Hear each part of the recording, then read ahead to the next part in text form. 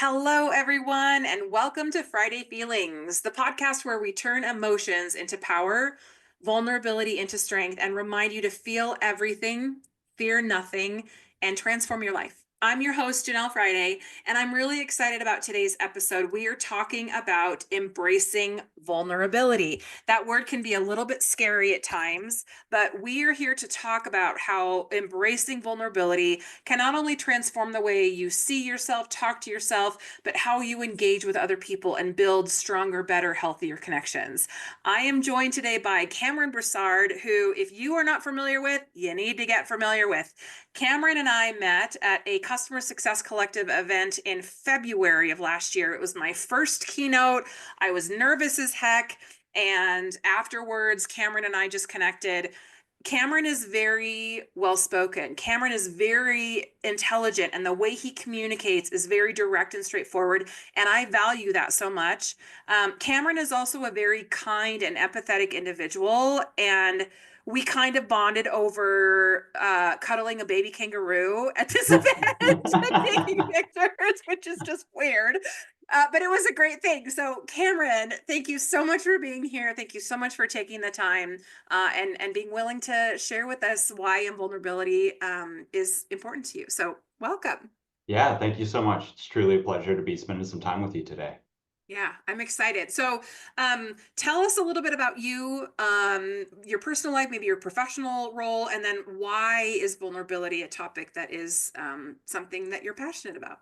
Sure, I'd be happy to. So, starting off with things that are important to me, I'm a native Texan, and I live in Austin, Texas, and I'm fortunate enough to be married, and I have two kids. Right now, they're under 5.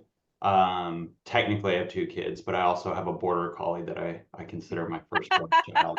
Her child. Yeah, yeah. And the kids know that that's my firstborn child too, so it's kind of fun. But a little bit about me professionally, I've always been in a customer facing role. I like working with people and solving problems, and I kind of got introduced to the concept at an early age of account management and sales because I was exposed to it through my dad, and people around me, and I kind of knew that that's what I wanted to get into. Fast forward a couple years, I've always been in tech professionally, and I realized that I just didn't have the drive, the chase for that dollar, the coin operated kind of persona. And I always struggled with trying to beat quarterly goals and everything and finding natural needs and following a customer journey. And I was searching for something. And that's when I was asked, I caught the attention, kind of my philosophy around what it means to work with customers and solve problems, caught the attention of some of the senior leadership at an organization. And they asked me point blank, uh, have you ever heard of customer success?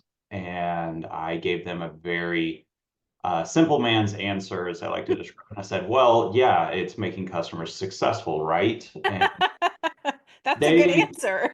yeah, they said, oh, haha, no, it's actually an emerging field that's coming out about the 2015 point.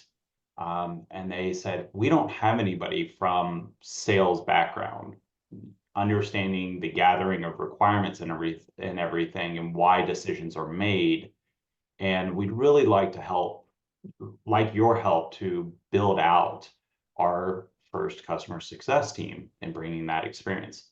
So I said yes, and I've been in customer success ever since, and I love I've that. really enjoyed it. And today I work for a company called SSNC Blue Prism, where we are one of the thought leaders in the robotic process automation space. No, not the robotic arms that build stuff, but the actual software that automates a lot of work. And so we help customers and clients unlock the human potential by removing repetitive, mundane work from people's daily lives so that they can apply their creativity towards challenging new problems, as well as just connecting with people to solve problems in general. I love that. Yeah. So then obviously you're a busy guy. You got a busy life. You got a busy work life, right? Um, Yeah. Embracing vulnerability. Let's talk about why vulnerability is something that is important to you. Yeah. So it's always been kind of a theme, even since a child. Like I don't know, I gravitate towards we all hear the cliches like life is too short for fake friends or anything like that. And I just gravitated towards this concept at a very early age, of being transparent. And I kind of see things intertwined, and so much so that when I stepped into my leadership role, one of the first things that I did is I established themes with my team, and it was a trifecta. And I'm sorry to my team if you're listening. You're going to hear it again. I believe very strongly in trust, transparency, and vulnerability. I Mm, told them that that should be the literal cornerstones for everything that you do with your customers, interacting with one another, and then even interacting with myself. And vulnerability is kind of at the crux. Again, I believe in the power of three. We see a lot of things that are in life that are just rooted into the power of this three. mm, Rock, paper, scissors is a very common analogy. One is more powerful than the other in certain circumstances. The shape of mm, the triangle is considered the most stable shape in mm. ge geography, not geography, but um, yeah, mathematics. And so it's kind of one of those important things. But vulnerability is, in my mind, it's the one that kind of I gravitate more towards over the three more often than not, is my starting point. It's it's taking that leap of faith, which is a contradiction because transparency and trust are the other two, but accepting that I need to be vulnerable in a particular moment, and understanding what that means, where those limitations are, is really, really important in my mind. Okay, so let's define vulnerability. According to you, Mr. Broussard, what is vulnerability? What does that mean? Well, it's a great question. I love it because vulnerability, more often than not, is defined as a weakness, which has a negative connotation. And I don't really accept that negative component of it. I do think that it is very much a weakness, but it's something that should be embraced.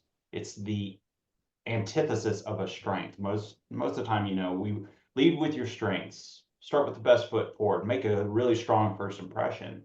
But there's something just awe-inspiring when you lead from vulnerability. It's just accepting who you are or what your limitations are and finding that comfort almost. There's just a sense of confidence when you find that person who knows that this isn't their forte. And so the way that I define vulnerability is very much it's not necessarily a weakness, but it's not the strongest component. In order to kind of find that balance, that neutrality in the way that it's received. Yeah, I like that. I think too, for me, I like the word courage because it takes a Yeah, lot of courage to be vulnerable. And whether that's you sharing with a friend something that's personal to you, whether that's you sharing with a manager something that's happening, or whether you're the leader and you're being vulnerable with your team, vulnerability and inevitability, it inevitably leads to a stronger sense of self-awareness, right? right. Because there's a level of honesty when you're being vulnerable that's required. And so I think self-awareness, we talk a lot about or I talk a lot about self-awareness because it really is the front door to emotional intelligence. But it's Mm, critical and it's an integral part of self-acceptance and emotional connection. And I say that with a grain of salt because it's twofold. You have to have an emotional connection with yourself. For instance, I've had a up and down emotional roller coaster with some of the things happening in my personal life right now, and I don't like it. I like to be kind of cool, calm, collected no matter what. And when my emotions get too out of control or overwhelming, I've worked really hard to kind of understand where they're coming from and how I can work through them. But emotional right. connection is also about how we connect to others, Yeah. right? And I think I know that I'm tired of surface level conversation. I kind of suck at it now. I want to know real things about you. I want you to feel comfortable enough to be real with me, and when I'm sharing something that's vulnerable or really close to my heart, I want to know that there's reciprocation there because that's a real relationship, that's a real connection. You know what I mean? Yeah, I do. And and I think it's important to note that sometimes these types of conversations really cut like a knife to people. It's really off-putting. Yeah. And so it is important just to put a disclaimer out before we go any further. It does take a very high level of EQ and it does take practice, but I encourage you to explore that. Again, that's why it's kind of the three go hand in hand. You have to have trust, transparency, and vulnerability. You have to understand that you're uncomfortable in a situation yourself. You have to interpret that and understand it. But you have to trust the audience, whoever you're engaged with, that they are going to acknowledge and accept that, and you have that transparency between them. Like, again, what are the outcomes? Why are we talking today? We've all been in those uncomfortable situations where you're talking to someone, you're like, hey, how you doing today? And you expect, at least in American culture, you expect them to go, I'm doing great, how are you? Like, that's it. That's Yeah. all you get. And then you get that one interaction where you're like, hey, how are you doing today? And they go, not good. And you're just immediately off put. You're like, now I'm uncomfortable now. I don't want to be in this conversation anymore. Mm. And this is a great example of just knowing your audience, knowing the space that you're in, what is that outcome, and thinking a little bit more about it. So let's talk a little bit about vulnerability in your life. So I want to kind of play the devil's advocate here. I would love for you to help us understand, do you have an example of when you were vulnerable and it didn't play out well? Meaning maybe you were vulnerable to somebody and they couldn't return that or it made them uncomfortable. How do you work through when you're attempting to be vulnerable with someone and it is not reciprocated and it's not given back? Oh yeah, absolutely. I mean, you know, how How much many, time do we how have? much time do we have to do Yeah. this? Like, everything I do is could potentially be explored in this consideration. I think putting me on the spot, I think I'm going to pick one where it pulls from my sales days, where we have the right conversations with people. We're trying to do things, and there's just an undertone. There's just this undertone. It's something that's off put where it just doesn't feel right. There's different influences at play, and it's not really clear to me at this particular moment. But why are we trying? Like, for example, I forget the exact details, but let's just say it was something along the lines of like there were people driving an event, like a compelling event. It was an artificial date that we were trying to get this project done by. And I was I was being vulnerable in this instance because it was an emerging product. It was a very aggressive timetables, and like literally we were building it as we were in the air. Hmm. And I was being very transparent. We had been very transparent, both sides, up to this point, and we had built a really good amount of trust. But all of a sudden, the timetable shifted, and the person's personality and their engagement changed, and they were no longer being forthcoming. They didn't Hmm. like it was just a change, and I didn't understand why for so long. And it happened. It continued over a month or so, but they weren't willing to trust the relationship anymore, to be transparent and be vulnerable and say that they messed up, whatever the reason was. They messed up the timetable and they were getting new pressure that was outside of their control, or they were leaving. They were trying to get this done and they had their own agenda, and they had a bonus waiting on the completion of it. If they just hit that mile marker, they could get the bonus before they leave, those types of situations. And yes, I am obfuscating some of the details in order to protect the integrity, Yeah, but yeah. those are examples that like I have run across in my career, and I do think that they're more common where it just doesn't work out, and you Yeah. feel ultimately you feel even more vulnerable than you did before you started, And I'm the type of person where I just run the permutations in my head just nonstop, playing the what if game. Like, what was that actual reason? What could I have done differently? What were the leading and lagging indicators of that moment? Was that the right outcome? Mm. Well, you mentioned that you're a leader at SSNC, and I know as a leader, sometimes, no, let me correct that. Always, we should be leading by example. Uh-oh. Uh-oh. Right. So as you talk about how you've told your team these three things, right? Trust, vulnerability, Transparency. transparency. I was about to say authenticity, transparency. How has that been received with your team? Have you had anyone who's adverse to being vulnerable with you? And how do you work with individuals who are a little bit standoffish about Yeah. that? So the answer is yes. I've had reactions from all ends of the spectrum. I've had people who have outwardly said, "This is the greatest thing. I love it," and I'm like, calm down there. You're a little too overzealous with this. Then I've also had people who are completely just apathetic and neutral to it. There's a couple of people on my team who are extremely seasoned veterans. They've seen everything. So like it really takes a lot to surprise them. And they're Mm, like, okay, I can get on board, but it's not really going to be my cup of tea. And then I've also had a couple people who really surprised me, the unexpected, where I thought they were okay with it, and then I got very visceral reactions from them and rejection, like outright frustration. Like imagine the person just like sitting there, just you have the same annoying catchphrase over and over again, and all of a sudden they just boil over and they're like, I can't take it anymore. I don't want to hear it. And those are some of the more memorable ones to me because yeah. it it was in my mind, it was a self-fulfilling prophecy. They finally hit the point where they were willing to trust me, to be transparent. And they called me and were like, I got a problem with you. Great. Confrontation. All right. New manager. New manager. I'm not nervous. You're nervous moment.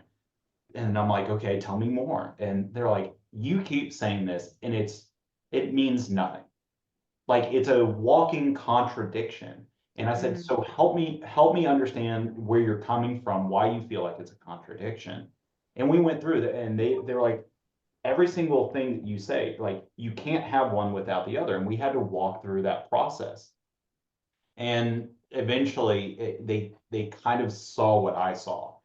And I wouldn't say they right away accepted it, as those three are the only important foundational things. They mm, respected what it embodied, and they were mm, willing to embrace it at its core. And they understood how I tried to frame it so that you can't be vulnerable with me. You can't have a partnership unless you're willing to trust me, and you can't show I'm a human. I like to tell people I'm a simple man from Texas, and if you don't tell me things just on my face, I might like to my face, I might miss it. And vulnerabilities again are one of those things that people are very uneasy about, and they don't want to come up front and just say like, I've got a condition, or I failed math my entire career and I don't know how to do basic math. And so you have to have that trust with a person that they're going to accept you for who you are, and sometimes transparently say, "This is my limitation," which is in a form being vulnerable. So that was well, one of and the more memorable I examples. love that. And thanks for sharing that. So let's kind of address the elephant in the room, which you and I are both aware that there's a lot of fear right now. We're both in SaaS. We've been in SaaS for a long time. So I'm really speaking to kind of Yeah, the SaaS world that we work in here. There's a lot of yeah, fear. There are a lot yeah, of layoffs happening. There are yeah, individuals who have said, look, you're replaceable, period. I can put a job require or job rec out on the market, and within a week, I have over 1,000 applicants. That's yeah. happening. So Mhm. I want to hear from you as a manager. If I'm a manager who's struggling with getting my people to be vulnerable, because I'm going to ask you the flip question of what do you do if you're an employee who's afraid to be vulnerable? Well, let's start with the manager hat first. If anyone's listening that's a manager and you're struggling with either you're struggling to be vulnerable or you're struggling to get your team to become more vulnerable with you, Cameron, what advice would you offer that individual? It's this is a great question, and you have to go through, like, the psychology of it teaches us that you have to go through a very tough moment Mm, in order to force a bond to emerge. You have to you have to literally, there's a reason why they use the adage of, are you in the foxhole with me? Like, you have to have a very difficult period to kind of earn that trust. mm, You have to show your true colors, as they say. There's a lot of different phrases. So as a manager struggling, I would first say you need to orient yourself around a common objective. If you have OKRs, that's great. You got to try and personalize it, humanize it. Make sure, think about what is your mission statement, your vision, and ask yourself really critically, do I identify in that mission or that vision statement? Does my team see themselves in it? And go back to some of those basics, but you have to pick. So if you don't have the luxury of time to build trust and you have to artificially accelerate, you're going to have to pick a milestone. yeah. And as a leader, the best way that I would do that is take the leap of faith and um, and just say, please, like, take an example and say, please forgive me, like, in a public setting. Be the first one to make that move. Those are some scary words there, Cameron. Yeah, it is. As a leader, if you're not comfortable with this concept, buckle up, because you're starting with vulnerability, and you're going Yeah. to be the first one to say, I'm not perfect. And like, I did this with my team early on. I said, I screwed something up, and these are the ramifications. And I use that as, it's not really, in those instances, it's not really important, believe it or not, what you say. It's what you said, what happens afterwards, that really Yeah. becomes the more important thing. Yeah. Because it's okay for you to screw up, so long as you immediately know how you screwed up and what you need to do in order to fix it and Mm. try and get you back on track. Of course, there's always going to be things like, you can't put all the pieces back together. So I don't take those examples. Now, the other side of it, and the other part of your Well, I question. want to before you jump there, I want to pause and just give a little bit of feedback here. I also want to say that as a leader, um, if you're not willing to be vulnerable, if Oh you yeah, have a wall up, if you have guards up, if you've been burned in the past or you don't think it's important, then I'm going to maybe just highlight that you're going to struggle with your team. I think now more than ever, we are seeing the younger generations come in who their emotions are important, their feelings are important to them, and they want to know that they're seen and heard. And so, if yeah, you are a leader who's not willing to take that leap of faith, as Cameron has said, and be vulnerable first, or be vulnerable in moments that you know you should be, you're losing out on building amazing connections with your team. And if your team don't feel engaged, valued, seen, heard, I'm telling you, employee engagement is costing companies a lot of money right now because our management are not willing to become vulnerable. They're not willing to be transparent. They're not willing to build the kind of trust that we're talking about. And so if you're struggling with employee engagement or you wonder how to be a better manager, this is where you start. It's not by doing everything perfect. It's not by, leading your team to, overachievement on all your KPIs and, oh, we had a 95% renewal retention rate. That's great. But take yeah, stock in the people that are doing that work with you, that are in that foxhole with you, and make real connections. Because we've all been under bad leaders who indicate they don't care. Their actions show that. And yeah. so I'm just going to challenge anyone who's listening. If you're a manager and the idea of vulnerability is foreign, uncomfortable, scary, or you don't think it's critical, I'm going to just tell you, based on my experience and my knowledge about employee engagement in the tech industry and my own time as a CSM, you're missing out. And you're going to see a lack of performance because employees who don't feel engaged, they don't give you 100% Yeah. ever.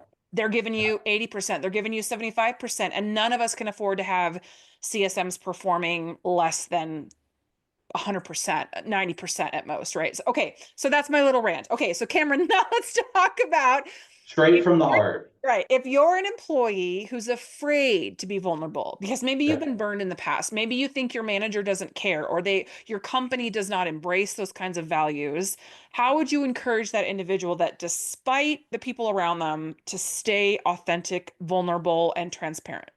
Yeah. So this one stems from really from a level of comfort and confidence to an extent. And I'll give you an example of where you may have done this quite a bit and you don't realize that you're being vulnerable. Point in case is what's one of the most common interview questions that you get asked? Tell me about a time where you failed. Tell me what your greatest weakness is. And everyone, Mm. like the running joke is, my greatest weakness is I try too hard. Mhm. Or, I have no I've said weaknesses. that in an interview.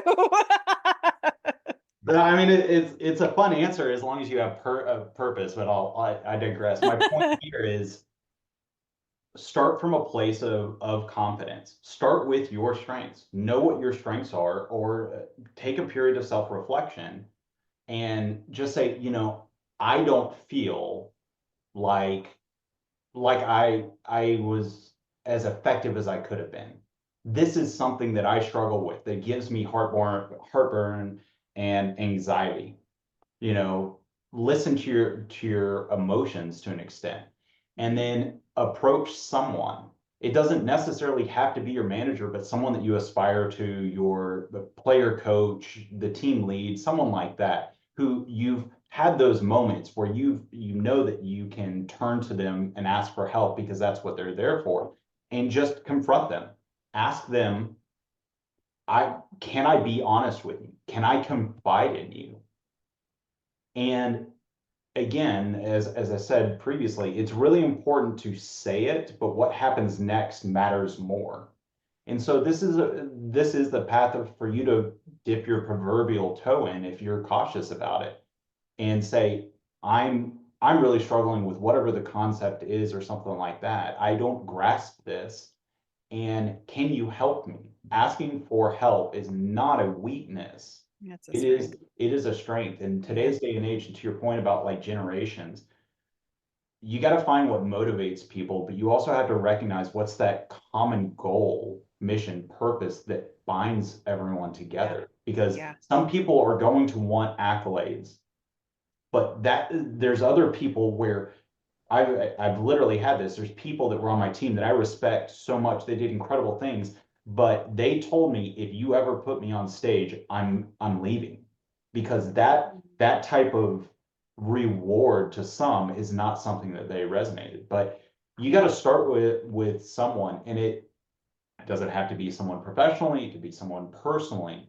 But again, it's hardening that skill of trusting someone and figuring out how to be transparent when it's appropriate, but being able to do so in a way that's united towards a common goal, either a Yeah, I relationship. also think your word of transparency is really critical because really what how we got to wrap up this episode here, but Mm, being vulnerable means that you know yourself well. Being yeah. vulnerable means that you have a set of moral ethics, a moral code that you live by.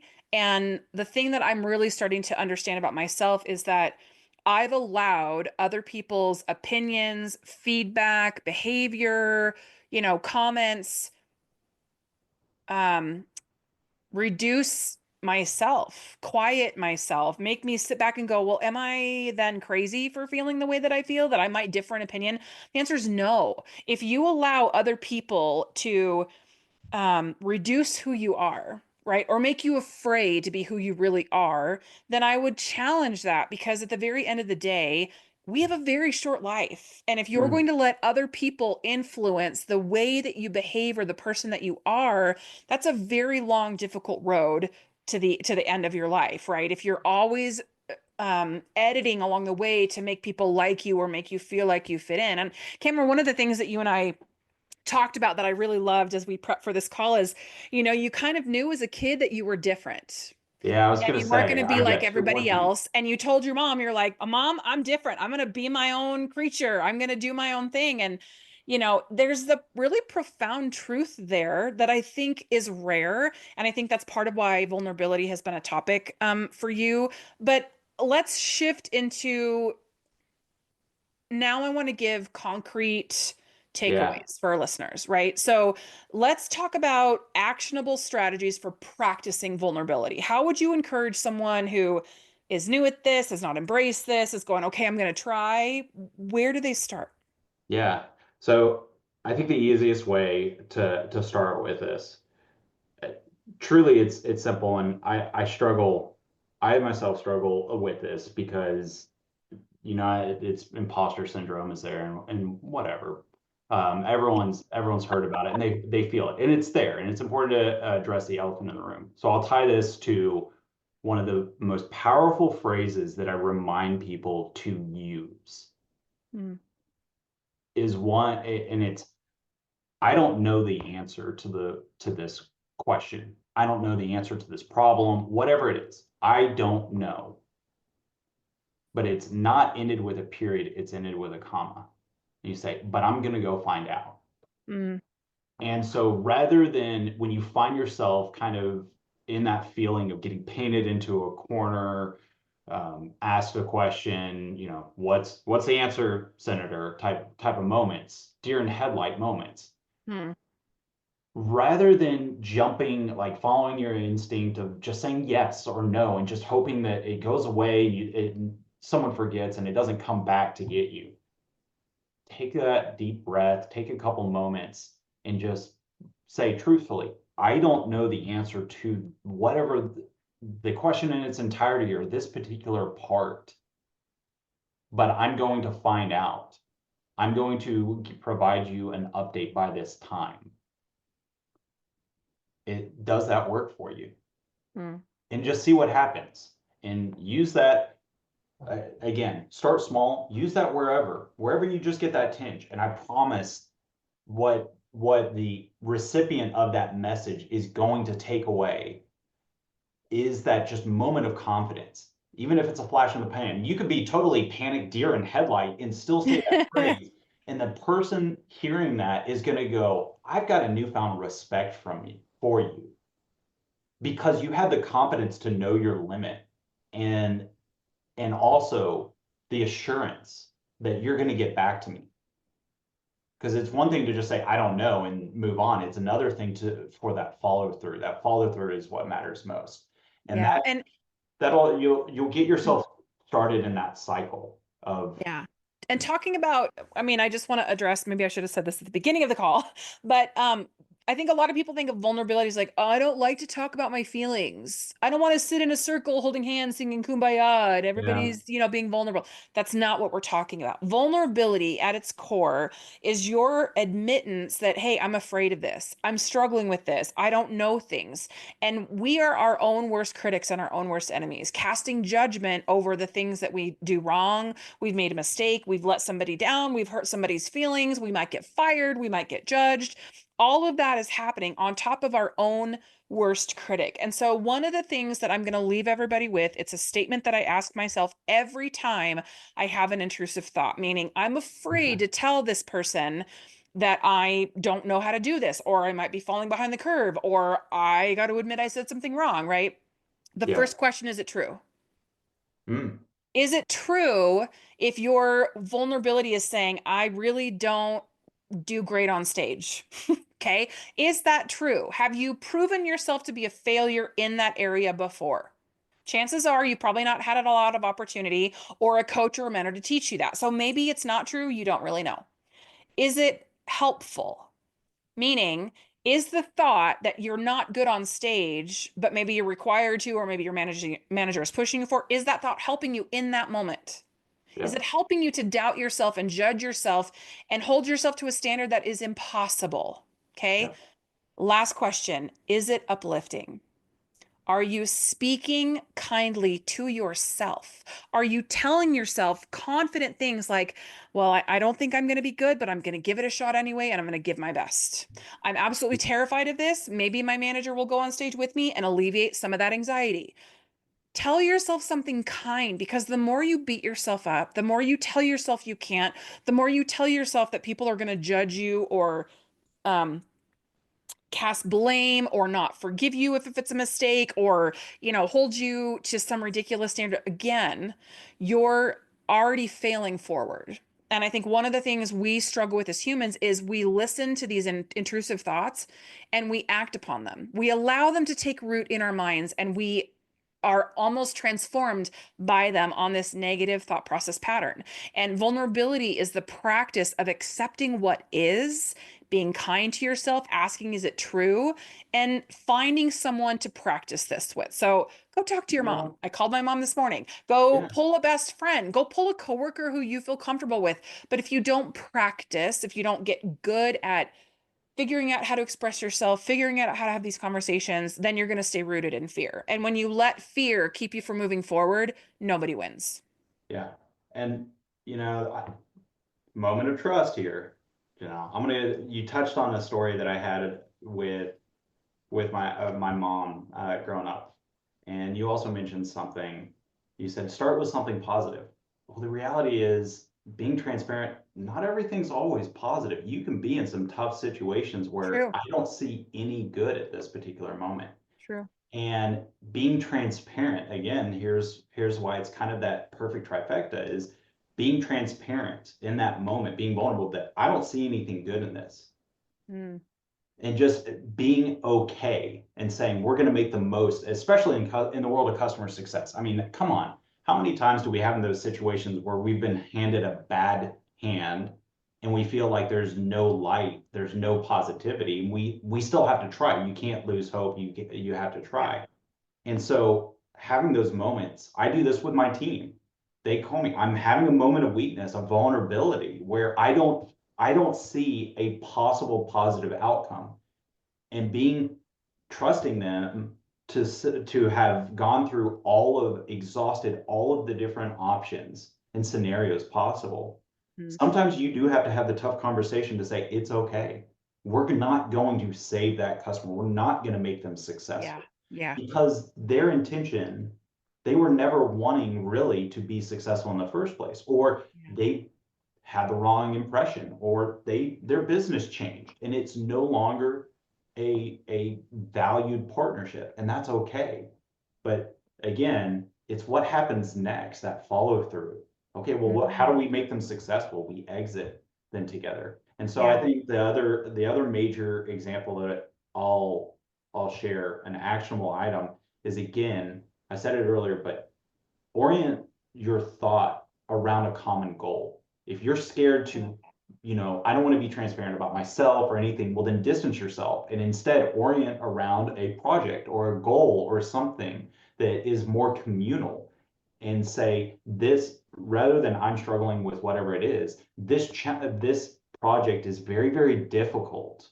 It is presenting a challenge, and you're distancing yourself and dehumanizing whatever it is, but you're still achieving those goals of being transparent about it and being vulnerable.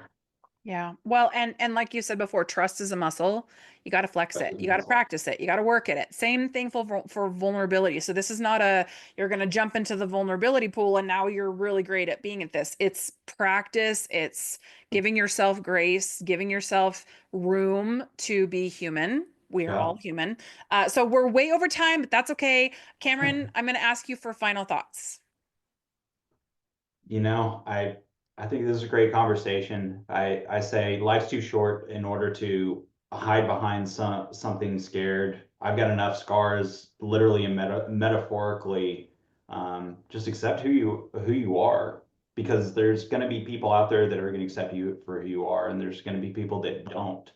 But understanding why and reevaluating is probably the key takeaway. As long as you're learning from those experiences and not just, whatever, flippant, I am who I am. I don't care if anybody loves me, is very different than I am who I am and I want to be the best version of me. Yeah, 100% agree. Well, as we wrap today's episode, from my heart, be inspired to feel deeply, fearlessly, and authentically. Keep leaning into your feelings, because transformation truly starts within. See y'all next Friday.